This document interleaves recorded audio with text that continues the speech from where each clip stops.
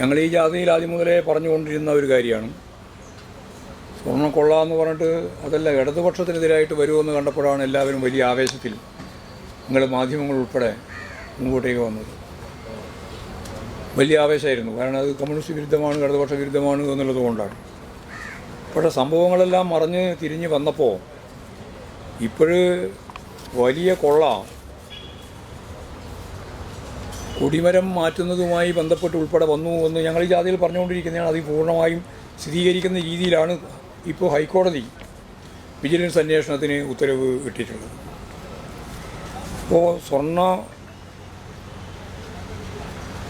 കൊള്ളയുടെ പേര് പറഞ്ഞുകൊണ്ട് ഇടതുപക്ഷത്തെ ആക്രമിക്കാൻ ശ്രമിച്ചവർക്ക് ഹൈക്കോടതിയുടെ പുതിയ വിധിയോടെ കോൺഗ്രസിൻ്റെ പ്രമുഖ നേതൃത്വത്തിന്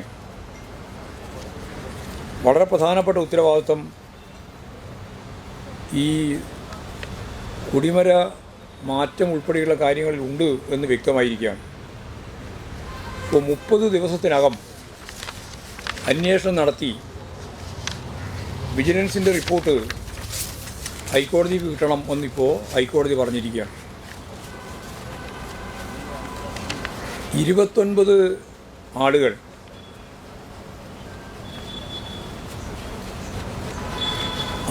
അവരുൾപ്പെടെ നൽകിയിട്ടുള്ള സ്വർണം കാണാനില്ല എന്ന കാര്യം കോടതി നിരീക്ഷിച്ചിട്ടുണ്ട്.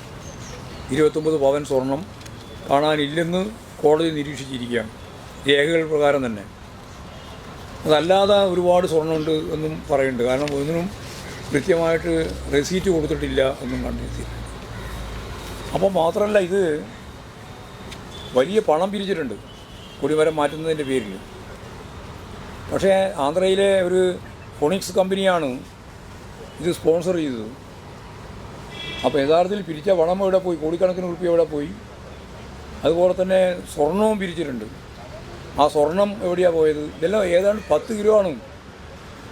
ചെറിയ സ്വർണ്ണമൊന്നുമല്ല, 10 കിലോ സ്വർണം അതിലധികം പിരിച്ചിട്ടുണ്ട്. ഇപ്പോൾ പിരിച്ചതിൻ്റെ അകത്ത് 1/4 കിലോ അല്ല 1/2 കിലോ കാണാനില്ല എന്നാണ് ഇപ്പം പറഞ്ഞുകൊണ്ടിരിക്കുന്നത്.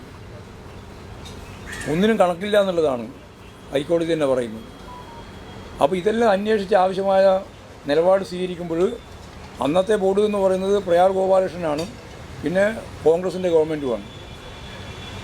ഇപ്പോൾ SITയെ സംബന്ധിച്ചും ഹൈക്കോടതിയെ സംബന്ധിച്ചും എല്ലാം വിമർശനപരമായ കാര്യങ്ങളാണ് വി.ഡി. സതീശൻ പറഞ്ഞുകൊണ്ടിരിക്കുന്നത്.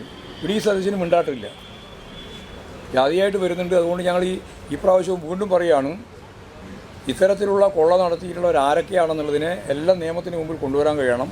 ആവശ്യമായ പരിശോധനയും അന്വേഷണവും പൂർത്തിയാക്കി. ഇപ്പോൾ 30 ദിവസം കൊണ്ട് വിജിലൻസ് അന്വേഷണം പൂർത്തിയാക്കണമെന്നാണ് പറഞ്ഞിട്ടുള്ളത്. ഈ SITക്ക് പുറമെയാണ് വിജിലൻസ് അന്വേഷണം ഹൈക്കോടതി ചൂണ്ടിക്കാണിച്ചിട്ടുള്ളത്.